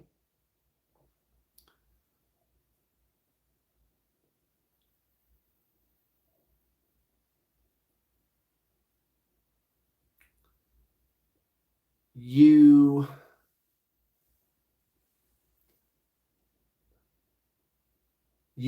go through a period where, and you all know how this works, you just absolutely will do anything to get the person to be with you. You're so desperate, you'll do anything. And I was there too, right? I went through the whole shit, right? And now it's all good. Now she's making videos with me on my YouTube channel, right? But anything at all to get a hit of your favorite drug. It's essentially a relationship addiction at that point. People get all addicted to all kinds of things, right? Gambling, food, drugs, relationships, right? Alcohol, whatever it is, smoking, right? So making up a bunch of fancy fairy tale stories to justify your relationship addiction. So you go through my coaching program. Guys, the reason my coaching program is the #1 coaching program, well, there's lots of reasons. Number one, it's not a ripoff price. It's affordable. Number two, it's actual twin flame coaching. Your twin flame is your soul. You don't need to do healing. You don't need to clear your karma. You don't need to clear your chakras. I'm not saying those things are bad. That's just not what this is. It's just consciousness. Which brings me to the third and final, probably most important thing, the detox. Kurt, how do I detox from my twin flame? Is like asking, Kurt, how do I stop binge eating potato chips? I don't know. Stop putting them in your mouth. How do I stop smoking? I don't know. Stop buying cigarettes. And I know that's tough. I get it. I was there, guys. And it's a little hardcore sometimes. And I'm not sorry, guys. It's an intervention. Sometimes I gotta freaking put the smack down. And I don't care how many people call me names and say that I'm mean. Kurt was really mean. There was this one coaching call where he was really mean. Yeah, go cry about it. Kurt, oh, look at how arrogant you are. You are not spiritual. Everybody knows that in order to be spiritual, you are only allowed to be nice ever. If you don't act just like Eckhart Tolle, you're not spiritual. You're not Eckhart Tolle.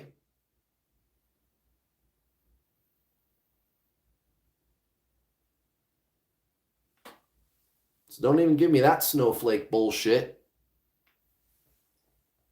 Guys, you got to get hardcore. It's an addiction. And we're making up all of these fantasy fairy tale made up stories about mission and the 144,000 and twin flames are special and I'm a Blu-ray twin flame and I'm a masculine twin flame and I'm different and I'm special and I'm unique and blah, blah, blah, blah, blah. And you can't figure out why your twin flame is running. You guys got to knock that shit off. You got to cut out all the crap. You got to detox. A spiritual ego is not spiritual. It's the ego being clever again. I'm a spiritual person. And then here comes spiritual bypassing, which in the psychology world, they call it invalidating. You're only allowed to be nice ever, and never ever can you be mean or have boundaries or say no to people or enforce your boundaries. Don't enforce boundaries. When you have a drug addict making up stories to justify their drug addiction, and you rip the fucking drug pipe out of their hand and smash it on the ground and tell them, knock it off. No, no more. You're cut off. You sit down. No more heroin. No more crack. This is enough. When you do that, you were mean. Just let them have their pipe. You have to be nice to them. That Kurt, he's not spiritual. He's a big meanie. How dare you tell me I'm an addict? I do not have a relationship addiction. And all you're doing is watching twin flame videos, trying to figure out what your twin flame is doing. You've created this whole identity that you're this or that kind of twin flame. You've made this big fucking thing about twin flames. And you're telling me you're not an addict. You eat, sleep, and breathe twin flames. You know, I hardly ever talk about twin flames. Did you know that? I got this live. I got a video I do on Monday, and I got my Friday readings. Oh, and then there's like my coaching call, right? If you measured the amount of time I spend talking about twin flames, it's probably about 2% of my weekly schedule. I don't sit around talking about twin flames when I'm at home. I'm not waiting for my twin flame to do her healing work. She's fine just the way she is. She doesn't need fixing. We don't fight. We don't argue. There's no running and chasing. Everything is fine.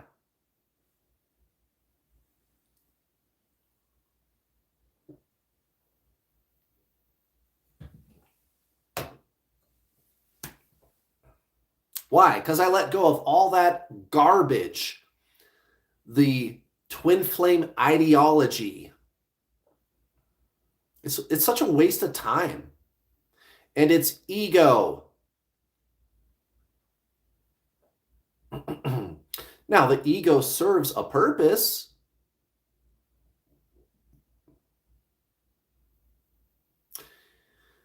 Spiritual bypassing, or again, in the psychology world, they call it to invalidate, is where somebody is shamed for, getting angry or for standing up to somebody, which could include standing up to an addict.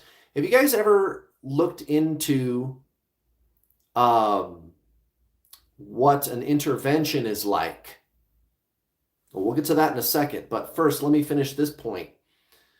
Having boundaries, calling somebody out onto the carpet for their bad behavior, no matter how nice they come across. Oh, the poor addict. Oh, we got to be nice. Oh.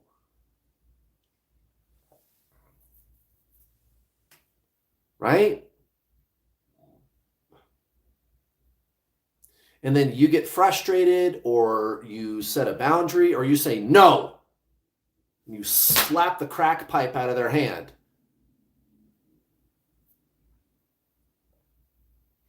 A lot of people, the New Agers especially, New Age is a cult religion.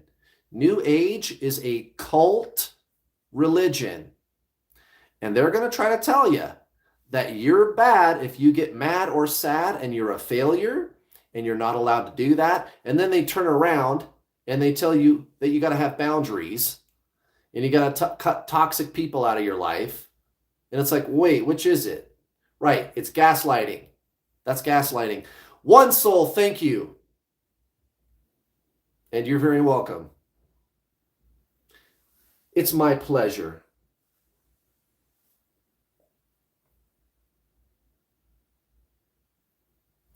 And she's right. You are whole and complete. But the question is, what is you? What is you? You are the consciousness.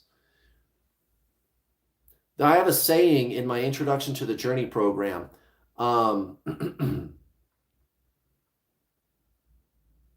What is it? Oh, you're not broken. You just have a case of mistaken identity. Right? The ego personality, it perhaps is broken, but ultimately you are not that. You're the soul. You're the consciousness. So you're not really broken. You just have a case of mistaken identity.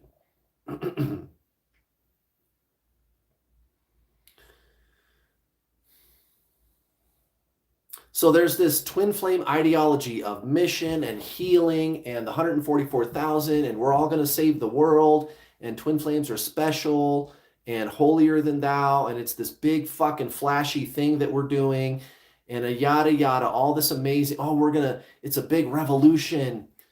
Twin flames, oh my God, we're going to just shift everything. Oh my God, twin flames.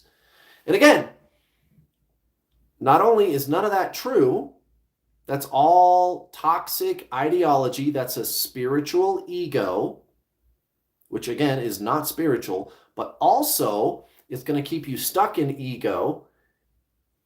It's going to keep you stuck in the same tired old cycles instead of transcending ego and form and remembering that you are the formless essence.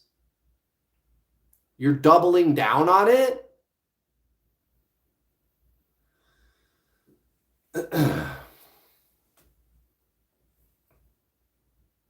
Your twin flame is your soul. You got to do soul stuff. That means transcending the mind, transcending the ego-based identity. And again, we're not saying the ego is bad. It serves a purpose.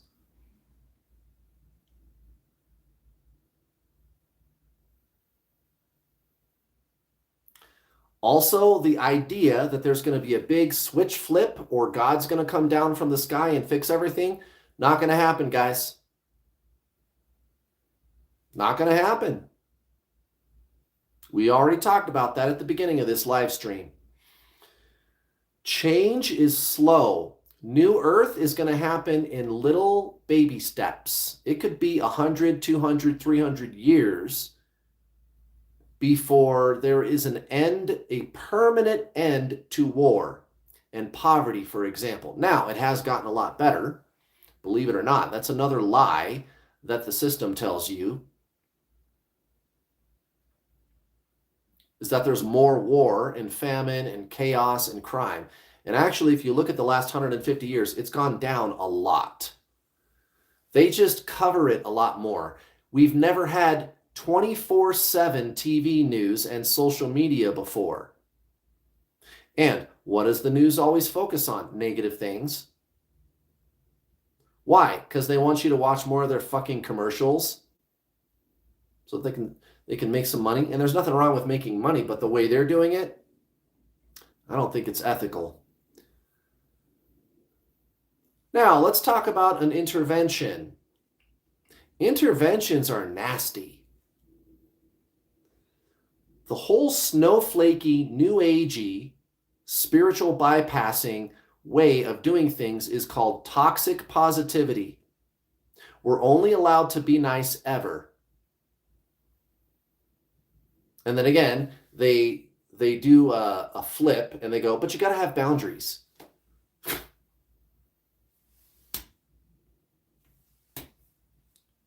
So the new age cult religion, you could call it new cage, like being locked in a cage, right? New cage spiritualism, which is not spiritual, it's a religion and it's a cult. And if you don't toe the line, they throw rocks at you. They shun you. They call you names. They say you're not spiritual. They couldn't handle a thing like an intervention, a legitimate interventionist.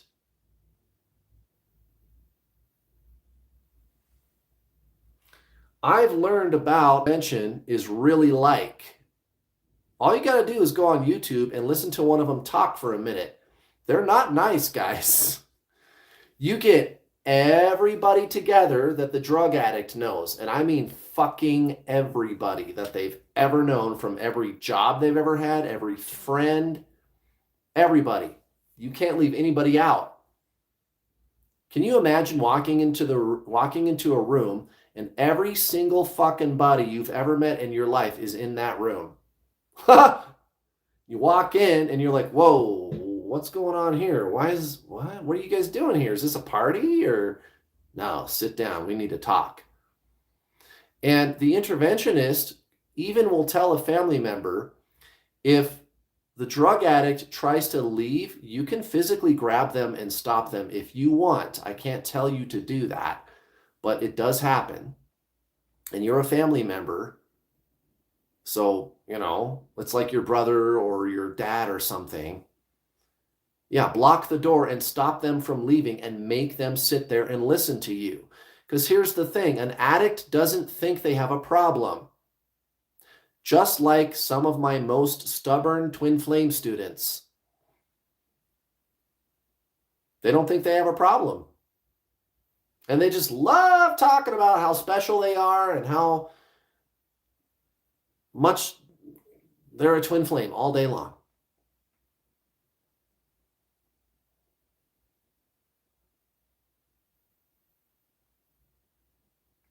So this is an intervention. Interventions are kind of nasty, guys. Sometimes you need to be told about the twin flame mythology. Again, I even made a twin flame myths video. It's on my True Twin Flame Teachings playlist. Go check it out. I've got a couple of them.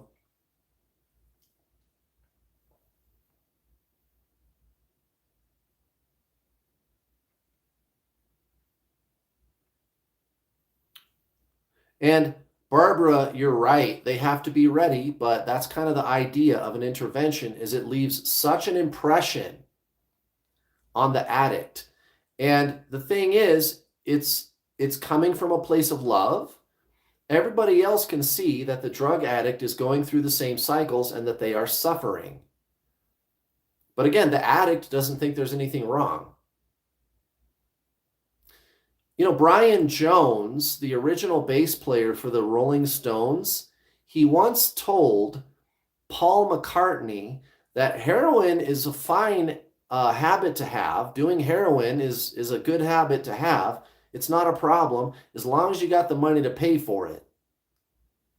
And Paul McCartney was like, I don't think that sounds right. And then it was like a year later, Brian Jones was dead. I think he drowned to death, but he was on drugs and alcohol and I don't know, a bunch of whatever shit.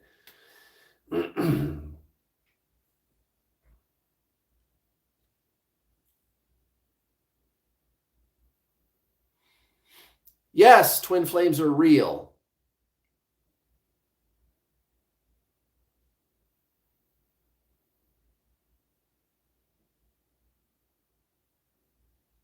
But if you really want to speed things up, guys,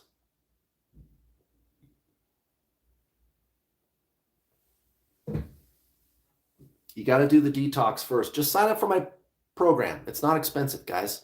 I got payment plans. Or go watch my free videos. Do something.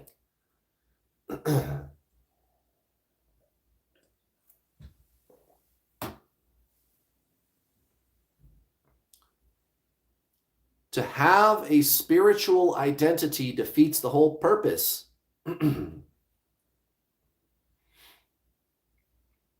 of your awakening.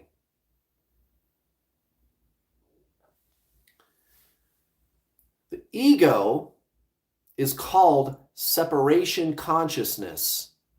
That's where that word really came from. Again, I'm the world's leading twin flame coach. How did I do it? I don't know, by noticing that it's just the true spiritual journey. That's all it is. Separation consciousness. If you go on YouTube in incognito mode, very important, because you guys, if you type in separation consciousness, you're going to get a bunch of twin flame shit. Right? So on your phone, you switch it into incognito mode. and it temporarily takes away all of your history, your search history, and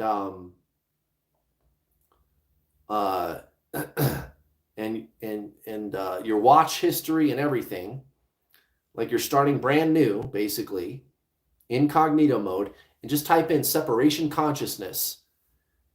You're going to get my twin flame video about separation consciousness and a whole bunch of other videos that don't have anything to do with twin flames at all. It's going to be some guy in an ashram with a bald head and wearing orange garb, giving a teaching about the ancient Zen teaching of separation consciousness, what that is. Comes out of the Tao or Buddhism, perhaps. Hinduism, separation consciousness. You can also type in unity consciousness. Union.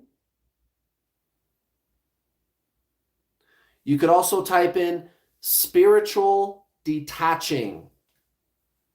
So, separation, union, detaching. Where did those words come from? Why do we use those words in the so-called twin flame community?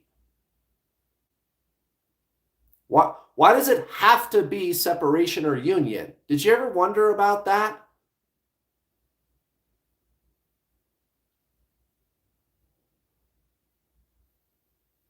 Like, why not just say, oh, well, we broke up? Or we're together, we're dating. Why does it have to be union? Only. Oh, Kurt's in union with his twin. Oh, I'm in separation. Why? Why not just say, oh, they're together?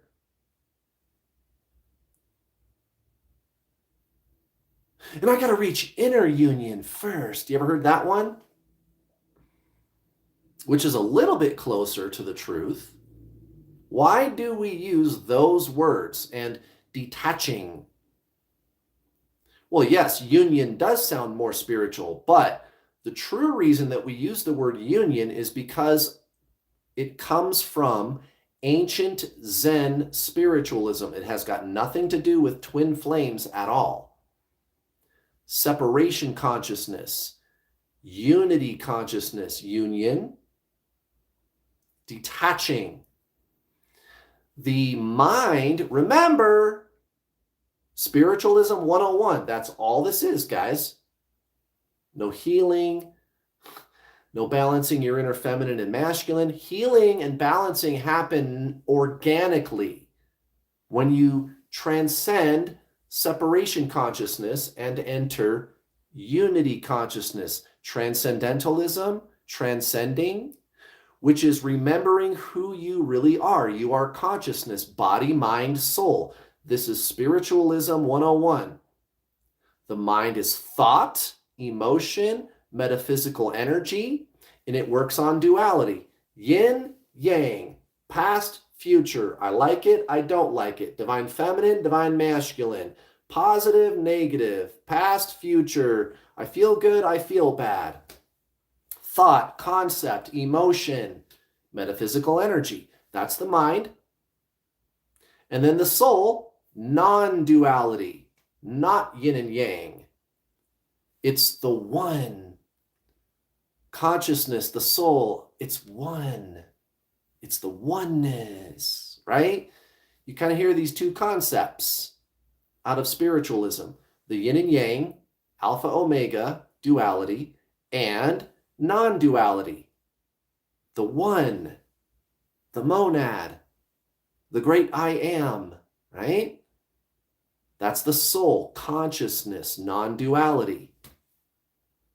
The one, the mind, duality. Now, because the mind is duality, it's only able to perceive separation. There's me and there's other. And that makes a we. We are separate. There's me and there's the mountain, the trees, the world out there. I am here separate from all of that out there. That's the mind, ego. And to call it ego or separation in this light is not pejorative. It's an observation. It's just the way that the mind functions. It's not defective because it does this. That's what it's for. And yes, Maria, you hit the nail on the head. Even language is based on duality, which is what makes explaining non-duality so lengthy. You got to set it all up first. And that's another reason why in the spiritual realm, you'll often hear the teacher call it a pointing instead of a teaching. But we'll talk about that maybe some other day. Okay, so separation consciousness. Rupert Spira, go check him out, guys. Go to the channels section of this YouTube channel. Like, go to channels and check out the teachers that I recommend. You want to get your twin flame to come back? You want to shut down the cycles? Go watch Rupert Spira, Anna Brown, Eckhart Tolle, John Butler. And what do they call identification with mind? When you derive your sense of self from the history, the story, the ego personality, the mind, the mental, emotional body. There's mental and emotional stories in history. I've been to these places. I've done these things. I am this person. I have this job. This is who I am. Here's my story.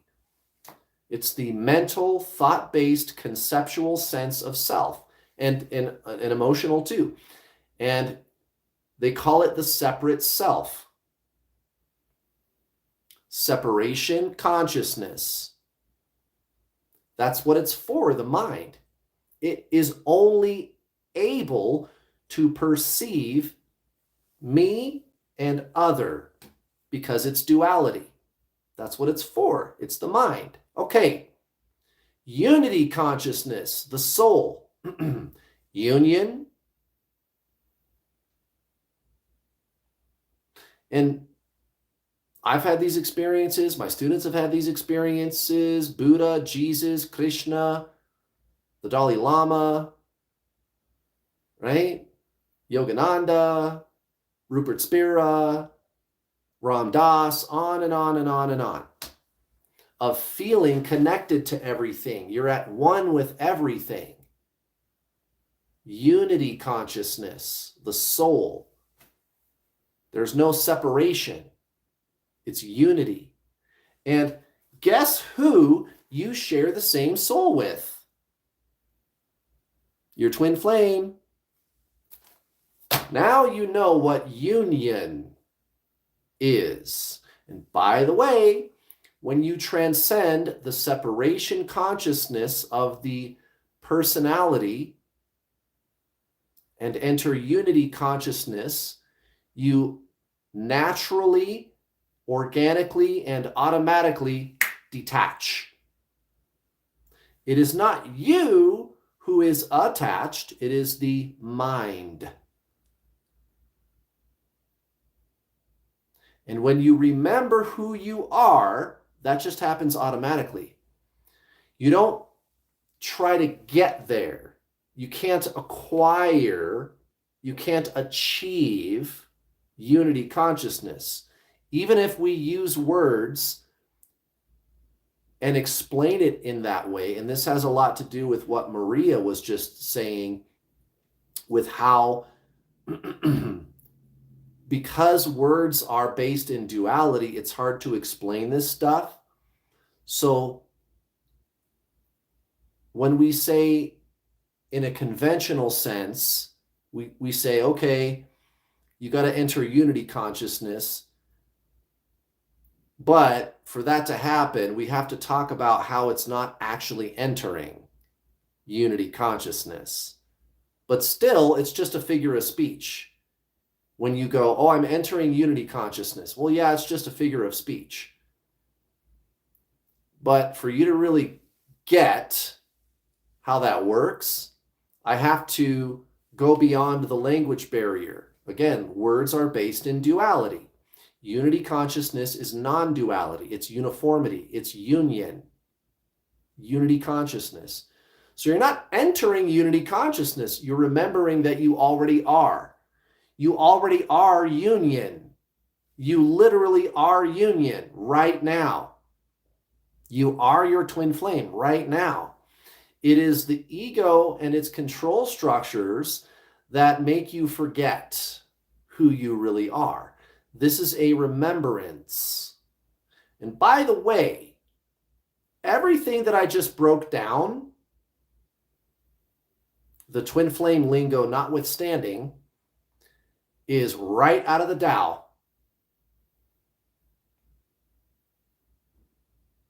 Jesus taught it.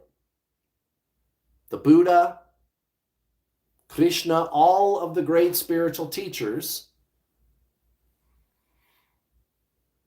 That's not no twin flame lesson. That's Transcendentalism 101 that I just broke down for you guys. What do you think this is? Your twin flame is your soul, dude. What do you think needs to happen? Healing? Clearing karma? No, that's the new agey garbage, guys. You don't need that stuff. And if you embrace that stuff, it creates the same cycles. It slows you down. That's what this video is all about. You need to let go of the toxic belief systems about twin flames. We're going to save the world. And then you feel all this peer pressure from the so-called twin flame community to do that. And by the way, one more thing before I go. I got to go in a minute. But one more thing before I go. The so-called twin flame community, oh my fucking Lord. What a joke. It is the most toxic, suspicious environment. I've never seen anything like it. It is the least spiritual niche. Out of all the spiritual niches, it is the least spiritual. Everybody, oh yeah, is this person with their twin flame? Well, I heard they are. And they are with their twin. Oh yeah? Well, I think they're not. Oh, well, how come he's doing this all the time? Yeah, well, how come he's doing that? Well, he's got to be. Well, I don't think so. Are you with your twin flame? Well, then I'm not going to listen to you. It just like the desperation all the time and the suspicion and the peer pressure to somehow wave a magic fucking wand and get this other person to want to talk to you. Which, by the way, the supreme irony here is when you let all that garbage go and you just align with your soul and transcend the mind, your twin flame does come back. But if you stay embedded in the toxic twin flame culture on the internet, your twin flame's going to run harder. There's no other spiritual niche that acts this way at all. I've never seen anything like it. You look at any other type of spiritual topic online, you're not going to get any of that kind of stuff. Only in the twin flame niche. It's an obsession. I call that the twin flame obsession. The peer pressure to get on your mission and prove that you're special. We just talked about that. And you buy into the whole 144,000 crap.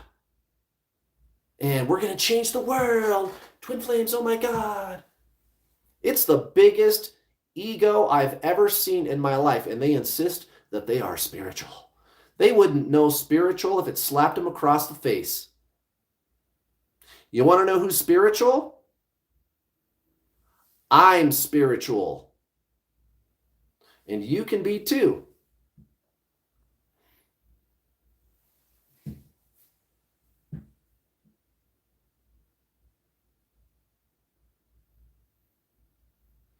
Truth be known, everybody technically is spiritual, but being in a state of forgetfulness tends to cover that up. And they put all this dogma, this whole ideology about twin flames, and you're supposed to be releasing ideology, guys. You're supposed to be releasing all the fucking dogma.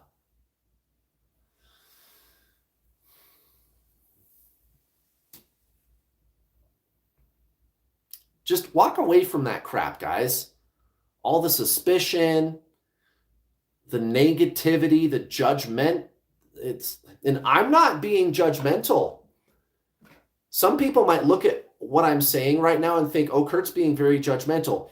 There's a legitimate difference between judging and discernment. And by the way, FlowFit Francis, I don't think you do disagree about the healing part. Because when you are committed to transcending the egoic mind, those types of things tend to happen, and you seem to get better at it. You can't do anything about the old traumas that you're experiencing unless you realize that there is a you to do something about it. The consciousness, and then you can start reaching into the engine compartment of the mind and fixing things. But if you think you are the mind, then you can't fix it. So is there healing? Sure. But the strange irony, the supreme paradox is you have to let go of that first, the healing bit. And the whole healing bit is so overdone. And when I see people talking about healing on the internet, they tell you to like relive old traumas on purpose, which is like the worst thing you could ever do. Yes, go into the pain and wallow in it and make a big ceremony out of it. And then say some Hagamabaga Bagajangadanga chant at the end. And you know what a psychologist would say about that? They would say, don't do that. Do not on purpose relive the traumas. Hello. This is what I'm saying. Like, and you'll see this kind of stuff in the general spiritual community. It's so fucking toxic that they tell you to actually increase your suffering as a way to end suffering. It's really bad psychology. It's not spiritual. Spiritual is consciousness. All right, you guys, I have an appointment. I've got to go. But this has been a really great live, you guys. I really hope you got something out of it today. Something valuable. Get off mission. Do not get on mission. Okay? Get off mission. And again, for those of you, well, Kurt, you're on a mission. Go back and watch the replay. I already talked about that. Let go of the story. Or yes, you could rewrite the story.